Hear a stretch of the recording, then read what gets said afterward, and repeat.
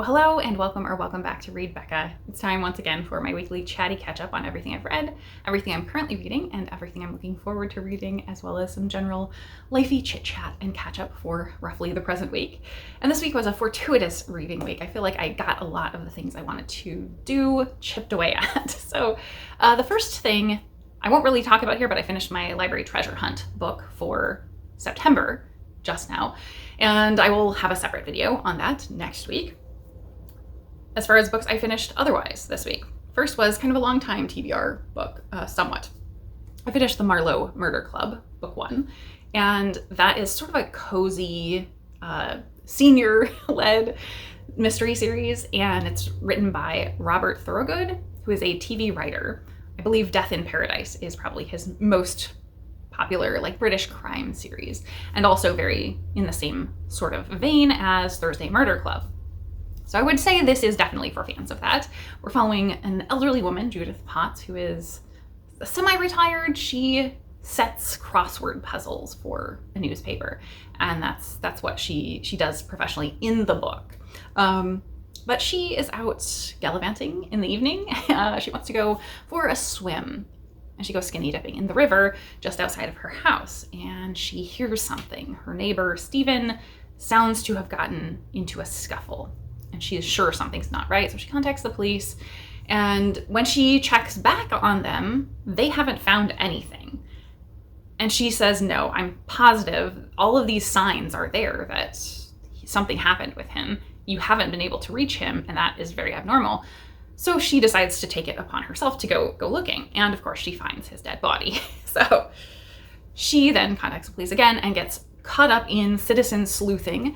She rallies people around her wonderfully, and so the other two who she starts working with are not older, so not quite like Thursday Murder Club, but they're mature, I would say. So she joins forces with a dog walker and also the vicar's wife in the area, both of whom are these really great, complex women characters, and also kind of like firebrands. All three of them together are firebrands. Even the vicar's wife, who initially seems like she's very frustrated in the life that she has, because she kind of exists just to serve her husband and her kids. And she didn't start with that life. She married a banker who then found his religious calling after the fact. And now she has a completely different life than she expected. And she's fine with that, but she feels very underappreciated. And we really get a sense of her there. But she finds herself and her voice. And I think we also see that with Susie, the dog walker, where she has kind of a strained relationship with her kids. And all three of them together encourage each other so much that the friendship is just so beautiful. So I loved seeing them sort of meet each other for the first time and build on that relationship. But the murder mystery is also really, really fun. As murders in a small town go, everyone is connected, and you do kind of get a sense for the community as a whole. And obviously with these three key players, them connecting with the police, our police officer who's investigating is kind of often overlooked. And this is maybe her first big case. And so she really wants to gain some respect from this, but she keeps struggling. And the citizen ladies keep on beating her to the punch a bit on things because they're overlooking details where Judith is just very detail oriented because she's a crossword puzzler. So I really, really enjoyed the book so much. And I also watched the TV show. So this had a TV adaptation as well. Unlike Thursday Murder Club, which was adapted to a movie, this was a four episode series, a limited series, but it seems like they've continued on to another season. So I believe each season will follow a book, and there are now, I think, 5 books in the series. So I feel this was able to adapt much more faithfully than the Thursday Murder Club adaptation. So I really, really got a sense for the story. They did make some changes, including some pretty significant changes from the story, like the fact that they don't really bring up crossword puzzling at all, and they kind of changed her past and career. But I think they got it right, really got the characterization and the relationships right. And so I think this was a much more faithful adaptation.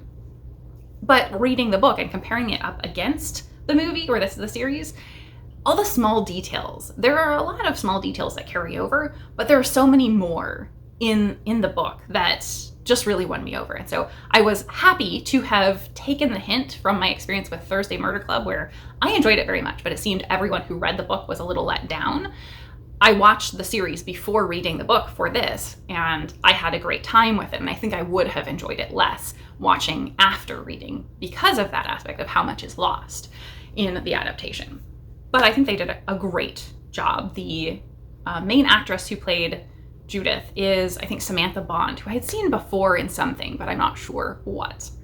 So both were very, very enjoyable. And I wholeheartedly really recommend if you are at all interested in this sort of like cozy English village contemporary mystery. So then I finished up something I've had going for a while, and that's The Long Path to Wisdom by Jan-Philipp Sendker, and it's translated as well by Lisa Liesener and Kevin Wiliarty from German. So Jan-Philipp Sendker is obviously German, but he was sort of a journalist who traveled to Burma. And I don't know if you can get this cover, but the cover is really, really gorgeous. All of these are gold foiled, little animals and stuff. And it's a perfect fitting cover for this because the author traveled to Burma and collected folk tales and fables from Burmese people.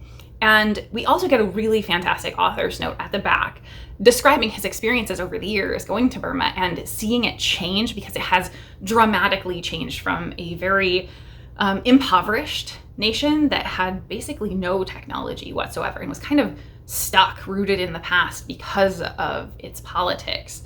And then sort of there was a military takeover somewhat in 2011, or a military leader was voted in not a free and fair election in 2011, and that progressed to now being a much more free society and much more technologically advanced, to where they are really catching up. And just hearing about that was very interesting because I know nothing about the history of Burma really, and this was yet another thing that was a seed to lead me into a topic that I really want to dive into. And that seems to be happening an awful lot recently, where I want to investigate more and more in the world and history that I'm not familiar with so much.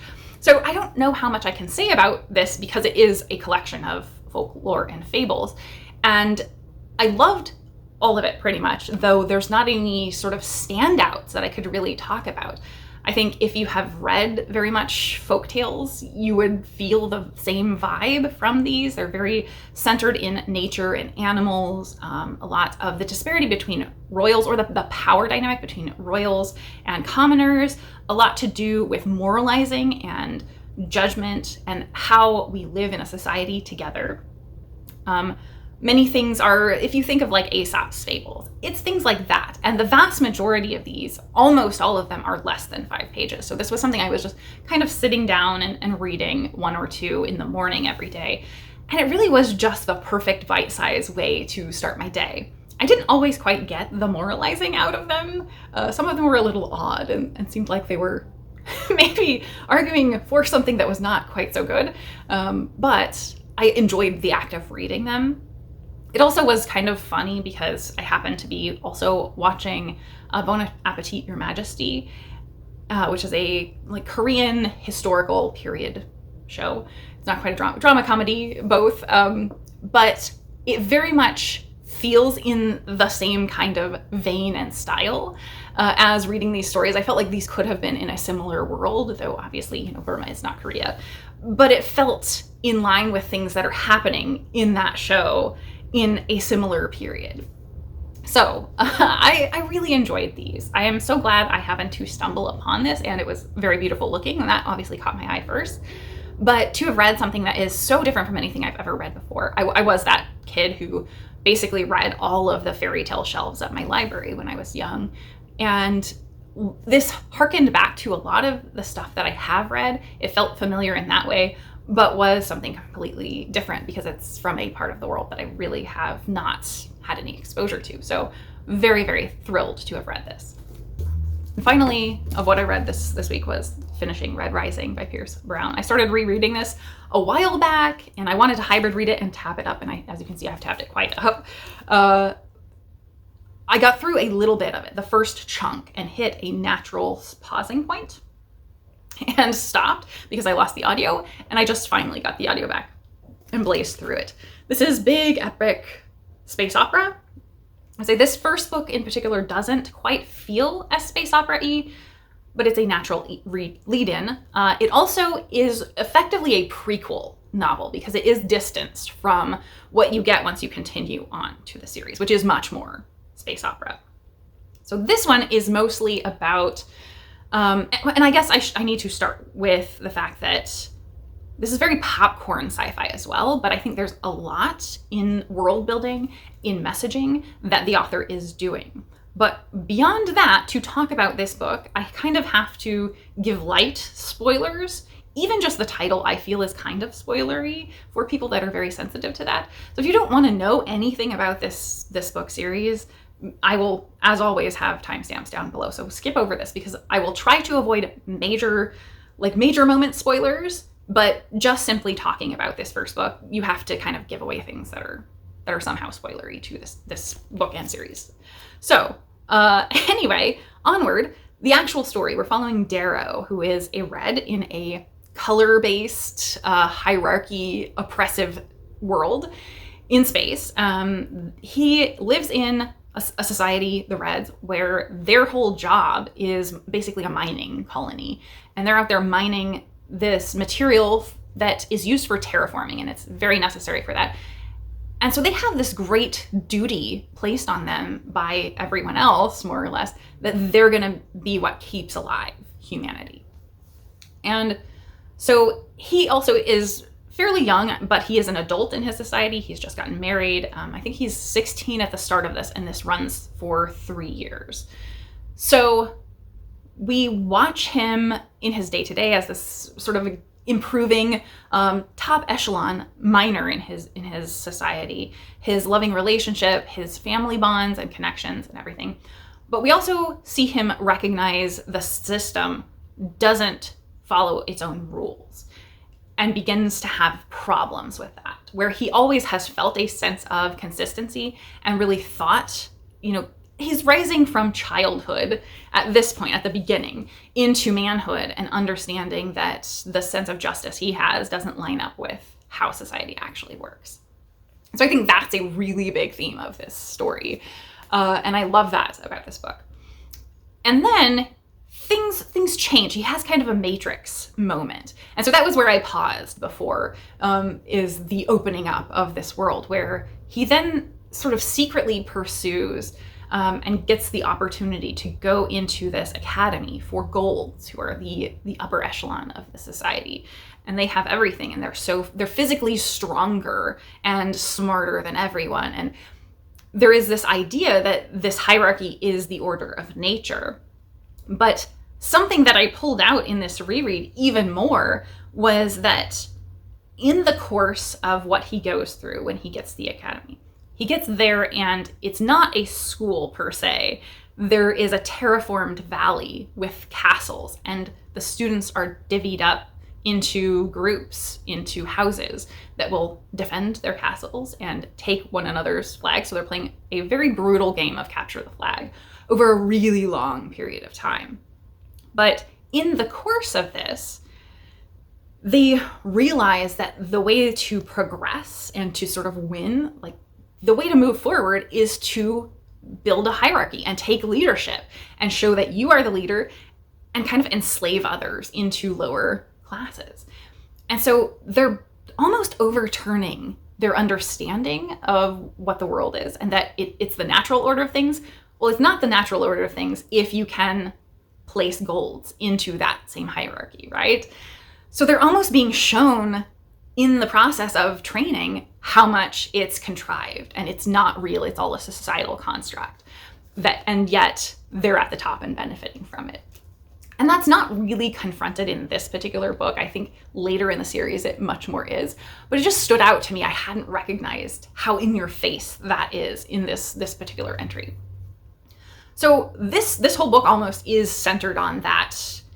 It feels very fantasy-like. This whole series really feels like fantasy in sci-fi clothing, because there's a lot of hand-to-hand combat and melee rather than space battles. But from this first book, the whole series expands massively into space opera, where they wrap up this academy experience, and the situation is kind of, okay, take everything you learned there and go use it in political interplanetary conflicts with other powerful gold houses and whatever sort of interstellar things are going on.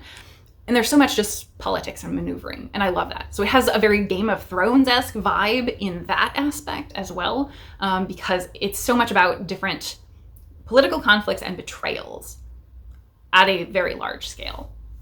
And there isn't anyone who is necessarily really good across this. Everyone is having to make compromises and gets a little dirty in the course of this. So I know many people critique Darrow, the main character, as kind of a self-insert and having a lot of plot armor, but man, Pierce Brown is very brutal to everyone, including Darrow, over this series. Lots of main characters die in the series. Lots of them do. It's one of the biggest, like, lots of gut punch moments over the course of the series. And Darrow continues to grow and persist because he has almost this higher calling of seeking to make major change to the system that he recognized was so unjust.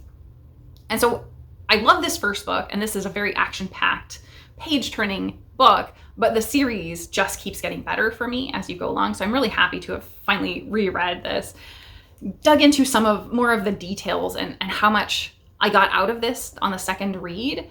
Really tells me it's not just that simple story that a lot of people think it is, where it is just sort of a popcorn book. It has a lot to say. So I just love this. This is a series I really enjoy, and I want to continue on with the reread because the 7th, I think, book is coming out soon, and I'm not quite caught up. I've only read the first 4. So that was really fantastic. And yeah, it just was great. Completely compelled me along. I did not want to put it down. I started House of Leaves.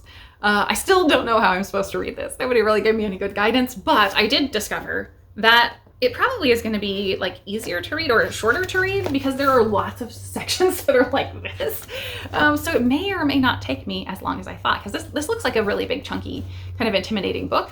And there's a lot of sections that have very little text. So I don't know what that means, but we will soon see. So those are what I'm reading. And as far as what I'm watching, I did already sort of mention Thursday Murder Club when I was talking about Marlow Murder Club. So I have previously watched the movie of that, and I just now finally got my hold for the book. So I'm listening to the audiobook of Thursday Murder Club.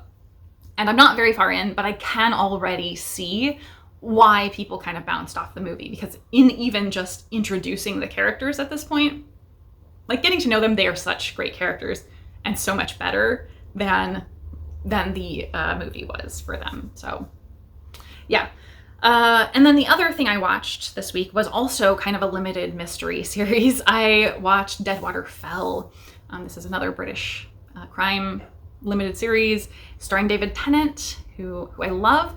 And this is kind of a great vehicle for him to play the character that he often does now, I think, in these kind of crime series where you're conflicted of whether he is, like, you want to empathize with him and maybe he's done something wrong but not quite so bad, or maybe you empathize with him but he really is really bad. It's very conflicting. He's great at winning you over even if he's possibly a bad guy. So you're second guessing yourself the whole way through this series, and I loved that. I think that's all that I watched this week. As far as life was good this week. It was nice enough to open windows outside.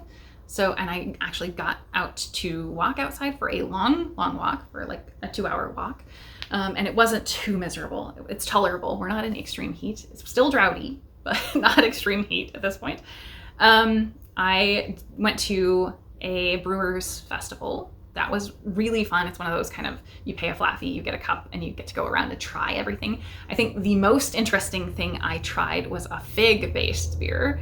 Very, very curious. They had a couple really neat ones, but we ran out before I got back to all of them because I didn't want to just go down and take every single one at a time.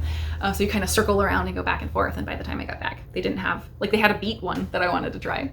I also had a really good rice beer. I like all the weird ones, I swear. So yeah, lots of great things to try there. I also had a big cat week this week. So my newest foster that was just a surgery recovery for 2 weeks went back to the shelter. And I think he will not be there very long. I would be surprised if he lasts past this weekend, honestly.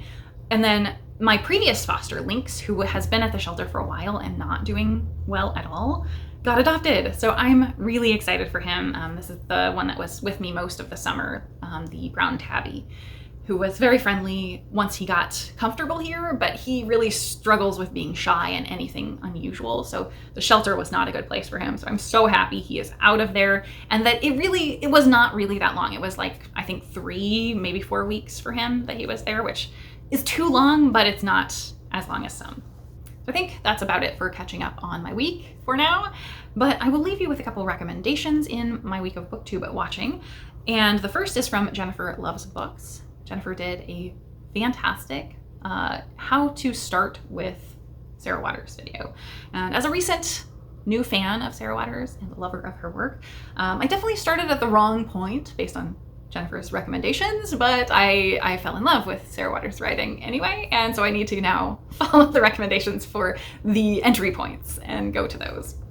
The other recommendation is from Berna's Bookish Adventures, who I always love when she does very mystery-focused videos, and she did a Pages to Screen discussion of the Mrs. Polifax series, and I didn't even know it had been adapted, and apparently it has. So I'm gonna have to seek that out. Mrs. Polifax is on my TBR for this month, oddly enough, and so I'm really curious now. I had no clue, and Berna totally exposed me to something I'm really excited to get to. So as you can see from what I read this week, I'm really getting into these kind of cozier, lighter mysteries that have been adapted and doing both kind of together. I really enjoy that.